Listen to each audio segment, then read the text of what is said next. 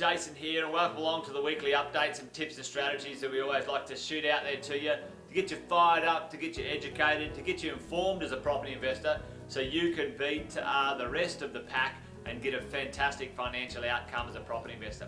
Hey, one thing we've got to know about as a property investor is taxes. We've got to know what taxes we pay, and we've got to know how we can legally is the word, legally reduce those taxes as a property investor so you can get a better outcome than someone who's not using their tax effectiveness in their investing world.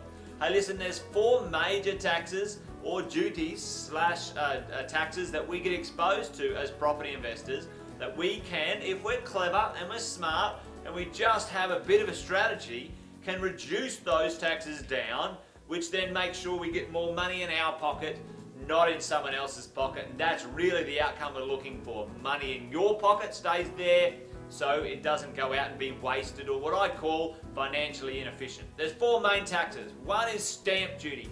When you purchase a property, you pay a duty to the state for purchasing that property. Now we can reduce that, and I'll talk about that in a minute.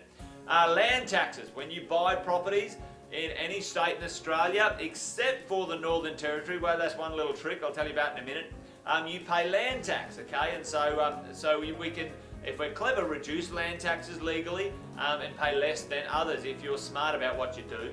Capital gains tax. If you are planning on selling something in the future, you need to understand that a tax will apply, and how can you minimize that as a property investor? Capital gains taxes, you can minimize it, and you need to understand that one.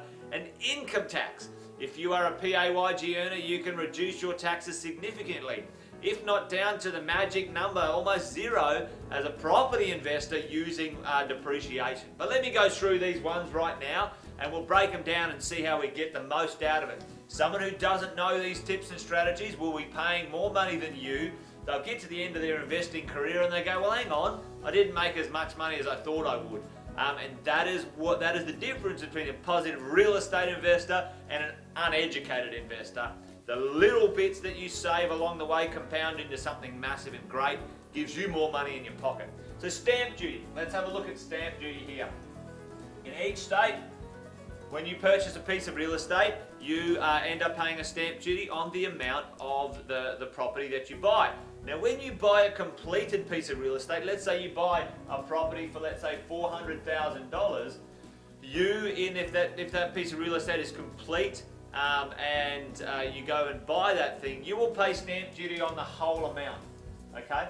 Now the whole amount, depending on which state that might be, that could range anywhere from between $8,000 to $12,000 in stamp duty. Money that you get 0 value out of as a property investor. It doesn't go to your capital value, it doesn't go to your deposit, it doesn't go anywhere that you get any tangible value whatsoever. And if you can reduce that, that's a fantastic thing. One little secret that most people don't realize is when you buy properties where you buy the land first and then you build something, your stamp duty is significantly reduced. Now let's just have a look at this. If you go and buy land for $150,000 and then you build something for $250,000, it's still worth $400,000 at the end of it, but you only pay stamp duty on the $150,000. Now in some states at the moment, that's between maybe $5,000 and $7,000. And even in New South Wales, they've got a building rebate that rebates you back $5,000. And so some of our clients right now are paying 0 stamp duty on their buying of their properties, which is fantastic. So you've got to keep an eye out for those little opportunities here and there. But reducing your stamp duty means more money in your pocket, not in someone else's pocket. So stamp duty, number 1, reduce that where and wherever you can. The next one, land tax. Now land tax is a state-based tax again. Now, how do we reduce land tax? I mentioned it earlier in the video. In the Northern Territory, you pay 0 land tax because they don't charge it. So if you want to buy in the Northern Territory, hey, then that's a little benefit of owning a property in the Northern Territory, for the moment, I would say. However, when you have a look at Australia,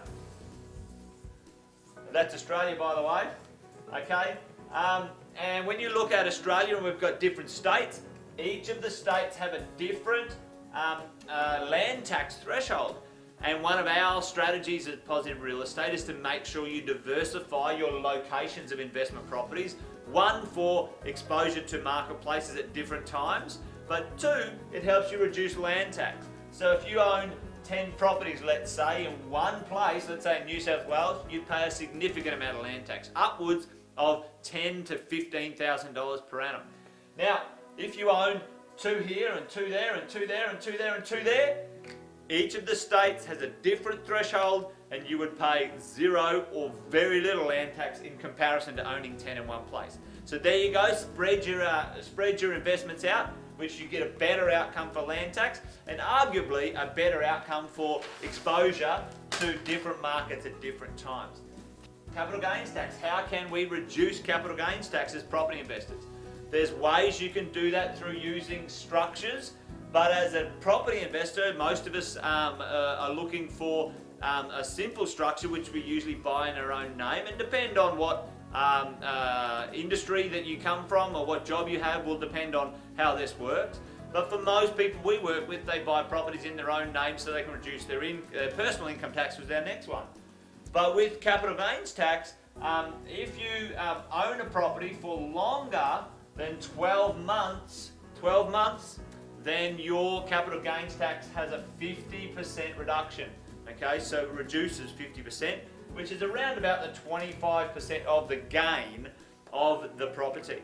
How can you reduce that as well? You can make sure when that money drops down into your personal name, it becomes applicable in your PAYG, or declarable in your PAYG income. And this is the next part, how we minimise our capital gains tax in the long term will tie into our income tax. And you'll see how this, let's say if you made $100,000, you get the 50% deduction, which is you now declare a $50,000 gain, and let's say you have to pay tax on $25,000.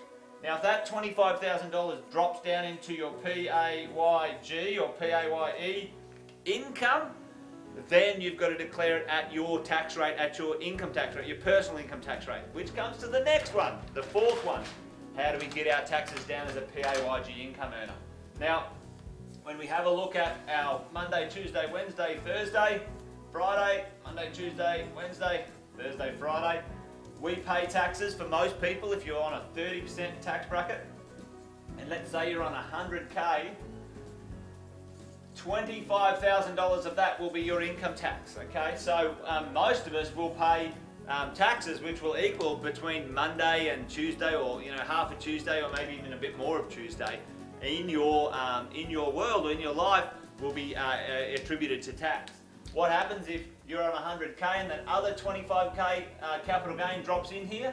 That means you would be on $125,000, which would even mean you'd pay more capital gains tax. But as a property investor, we go out and we purchase some properties not only for wealth creation, but a benefit of owning those properties is we get a tax deduction, okay? And that tax deduction, in property you can have a paper tax deduction.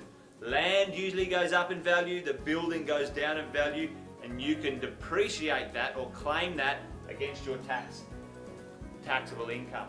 All right, between 4 and 5 brand new properties, you can reduce a $100,000 income down to a very, very low amount, almost zero tax. And so that's how you can help wash legally the $25,000 capital gain and also your income tax into a low tax threshold and pay a lot less tax than other people, and keep more in your pocket and give less away to the government or people or other institutions that aren't giving you any value for it.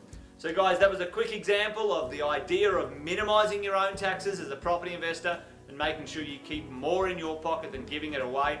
For more information about that, to find out more detail of how specifically that works, you've got to get along to one of our property investment nights and have a chat to one of our coaches who know how to do this stuff step by step. So get along, check out the website for the next property investment night near you.